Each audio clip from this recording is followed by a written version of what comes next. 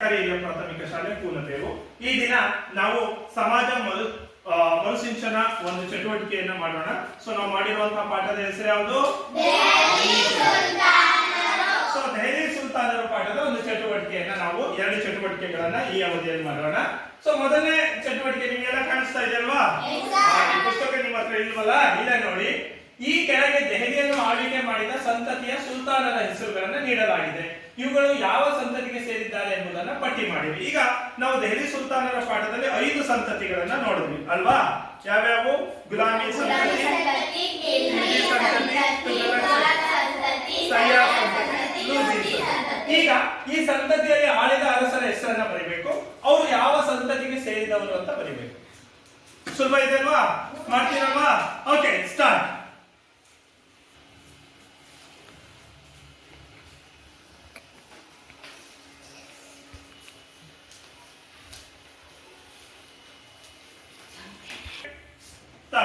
Okay ಮಕ್ಕಳು, ಬದೆಲ್ಲ ಆಗಿದೆ ಅಲ್ವಾ? ವೆರಿ ಗುಡ್, ಎಲ್ಲರೂ ಸರಿ ಬರ್ತೀರಾ ಹಾಗೆ ಕಾಣಿಸುತ್ತೆ. ಇದನ್ನ ನಾವು ಈಗ ಬೋರ್ಡ್ ಮೇಲೆ, ಕಪ್ಪು ಹಲಗೆ ಮೇಲೆ ಬರೆಯೋಣ. ಅಂದ್ರೆ ಇಲ್ಲಿ ಯಾವ ಆಳ್ವಿಕೆ ಮಾಡಿದ ಅರಸರ ಹೆಸರು, ಇಲ್ಲಿ ಅವರ ಸಂತತಿಯನ್ನ ಬರೆಯೋಣ. ಒಬ್ಬೊಬ್ರು ಅರಸರ ಹೆಸರನ್ನ ಬರೆಯೋಣ. ಓಕೆ, ಬಾ ಫಸ್ಟ್ ಹೆಸರು ಹೇಳಪ್ಪ ಗಟ್ಟಿಗೆ.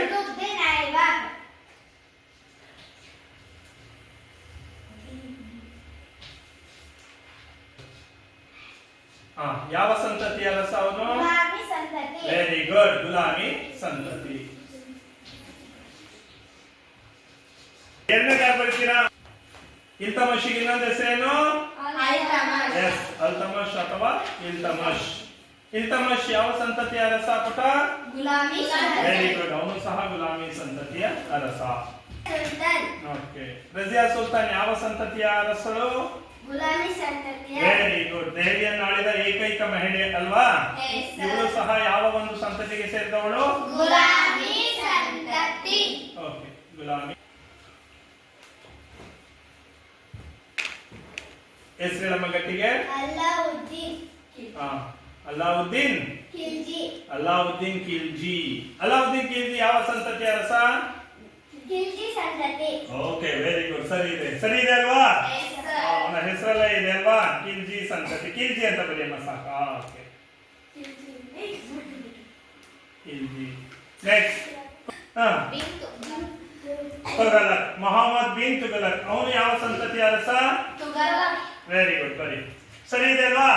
ಕುತುಬುದ್ದೀನ್ ಐಬಕ್ ಗುಲಾಮಿ ಸಂತತಿ, ಅಲ್ತಮಶ್ ಗುಲಾಮಿ ಸಂತತಿ, ರಜಿಯಾ ಸುಲ್ತಾನ್ ಗುಲಾಮಿ ಸಂತತಿ, ಅಲಾವುದ್ದೀನ್ ಖಿಲ್ಜಿ ಸಂತತಿ ಮತ್ತು ಮೊಹಮ್ಮದ್ ಬಿನ್ ತುಘಲಕ್ ಸಂತತಿ. ಒಂದನೇ ಚಟುವಟಿಕೆಯನ್ನು ಬಹಳ ಚೆನ್ನಾಗಿ ಎಲ್ಲರೂ ಕರೆಕ್ಟ್ ಮಾಡಿದ್ರ. ಈಗ ಎರಡನೇ ಚಟುವಟಿಕೆಗೆ ಹೋಗೋಣ. ನಿಮಗೆ ಇಲ್ಲಿ ಡಿಸ್ಪ್ಲೇ ಆಗ್ತಾ ಇದೆ ನೋಡಿ. ಈ ಕೆಳಕಂಡ ಐತಿಹಾಸಿಕ ಘಟನೆಗಳನ್ನ ಕಾಲಾನುಕ್ರಮದಲ್ಲಿ ಬರೆಯಿರಿ. ಕಾಲಾನುಕ್ರಮ ಅಂದ್ರೆ ಯಾವುದು ಮೊದಲು ಯಾವುದು ನಂತರ. ಇಲ್ಲಿ 6 ಘಟನೆಗಳನ್ನು ಕೊಟ್ಟಿದ್ದಾರೆ. 6 ಘಟನೆಗಳಲ್ಲಿ ಮೊದಲು ಯಾವ್ದು ನಡೆಯಿತು, ನಂತರ ಯಾವ್ದು ನಡೆಯಿತು ಅನ್ನೋದನ್ನ ನಾವು ಬರೀಬೇಕಾಗುತ್ತೆ. ಸೊ ಇಲ್ಲಿ ಕೊಟ್ಟಿರೋ ಪ್ರಕಾರ ಮೊದಲನೇದು ಮೊಹಮ್ಮದ್ ಬಿನ್ ತುಘಲಕ್, 2 ರಜಿಯಾ ಸುಲ್ತಾನ್, 3 ಅಲಾವುದ್ದೀನ್ ಖಿಲ್ಜಿ, 4 ತರೈನಿಗಳು. ತರೈನಿಗಳು ಯಾರ್ಯಾರಿಗೆ ನಡೆಯುತ್ತೆ ಗೊತ್ತಿದೆ ಅಲ್ವಾ? ಮೊಹಮ್ಮದ್ ಗೋರಿ ಮತ್ತೆ ಪೃಥ್ವಿರಾಜ್ ಚೌಹಾಣರ ನಡುವೆ 2 ತರೈನಿಗಳು ನಡೀತವೆ. ಅದಾದ ನಂತರ ಕುತುಬುದ್ದೀನ್ ಐಬಕ್, ನಂತರ ಬರೋದು ಮೊಹಮ್ಮದ್ ಗಜ್ನಿಯ ಆಕ್ರಮಣಗಳು. ಹಾಗಾದ್ರೆ ನಿಮ್ಗೆ 2 ನಿಮಿಷಗಳ ಅವಕಾಶ ಕೊಡ್ತೀನಿ.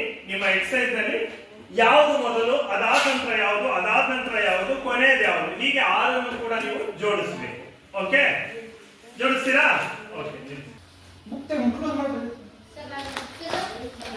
ಓಕೆ, ಬರೀರಿ. ಯಾವುದು ಮೊದಲು ನೋಡಿ, ಯೋಚನೆ ಮಾಡಿ, ಇಸ್ವಿಗಳನ್ನ ಬರೀರಿ. ಎಲ್ಲ ಬರ್ದಾಯ್ತಾ? ಕಂಪ್ಲೀಟ್ ಆಯ್ತಾ? ಸೊ ಈಗ ಅದನ್ನ ಓಕೆ ಬರ್ದಿದ್ದೀರಲ್ವಾ? ಈಗ ಅದನ್ನ ಇಲ್ಲಿ ಕರೆಕ್ಟ್ ಆಗಿ ಯಾರು ಜೋಡಿಸ್ತೀರಾ? ಬಾರ್ಕಂದ ಸಾಕಷ್ಟು ಮೊಹಮ್ಮದ್ ಗಜ್ನಿ ಆಕ್ರಮಣಗಳು. ಭಾರತದ ಮೇಲೆ 17 ಬಾರಿ ಆಕ್ರಮಣ ಮಾಡ್ತಾರೆ. ವೆರಿ ಗುಡ್, ಒಂದೇ ಸರಿ ಇದೆಯಾ? ಎರಡನೇದು ತರೈನ್ ಯುದ್ಧಗಳು. ಮೊಹಮ್ಮದ್ ಗೋರಿ ಮತ್ತು ಪೃಥ್ವಿರಾಜ್ ಚೌಹಾಣ್ ನಡುವೆ 2 ಬಾರಿ ಯುದ್ಧ ಆಗ್ತದೆ ಸರ್. ಮೂರನೇದು ಸರಿ ಇದೆಯಾ? ಮೂರನೇದು ಕುತುಬುದ್ದೀನ್ ಐಬಕ್, ಅವನು ಗುಲಾಮಿ ಸಂತತಿಯನ್ನು. ಮತ್ತೆ ನಾಲ್ಕನೇದು ರಜಿಯಾ ಸುಲ್ತಾನ್, ಅವಳು ದೆಹಲಿ ನಾಡಿದ ಏಕೈಕ ಮಹಿಳೆ ಸರ್. Very good. ಸರಿ ಇದೆ ಎಲ್ಲರದು?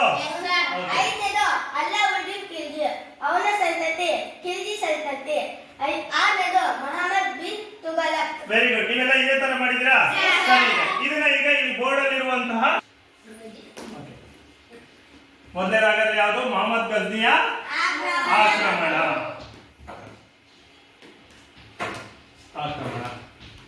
ರೋಹಿಣಿ ಬರ್ದಿರೋ ಸರಿ ಇದೆ ಅಂತ ಅನ್ಕೊಳ್ತೀನಿ. ತಪ್ಪಿದ್ರೆ ಹೇಳಿ. ಮೊಹಮ್ಮದ್ ಗಜ್ನಿ ಆಕ್ರಮಣಗಳು ಮೊದಲನೇದು. ತರೈನ್ ಯುದ್ಧಗಳು. ತರೈನ್ ಯುದ್ಧಗಳು ಯಾರ್ಯಾರಿಗೆ ನಡೆಯುತ್ತೆ? ಮೊಹಮ್ಮದ್ ಗೋರಿ ಮತ್ತೆ ಹಾಗೆ ಕುತುಬುದ್ದೀನ್ ಐಬಕ್ ಮೂರನೇದು. ನಾಲ್ಕನೇದು ರಜಿಯಾ ಸುಲ್ತಾನ್. ಐದನೇದು ಅಲ್ಲಾವುದ್ದೀನ್ ಖಿಲ್ಜಿ. ಕೊನೆಯದು ಮೊಹಮ್ಮದ್ ಬಿನ್ ತುಘಲಕ್. ಹೀಗೆ ಕಾಲಕ್ರಮದಲ್ಲಿ ಬರೆಯೋದು. ಸೊ 2 ಚಟುವಟಿಕೆಗಳನ್ನು ಚೆನ್ನಾಗಿ ಮಾಡಿದ್ರ. ನನ್ನ ಕ್ಲಾಸ್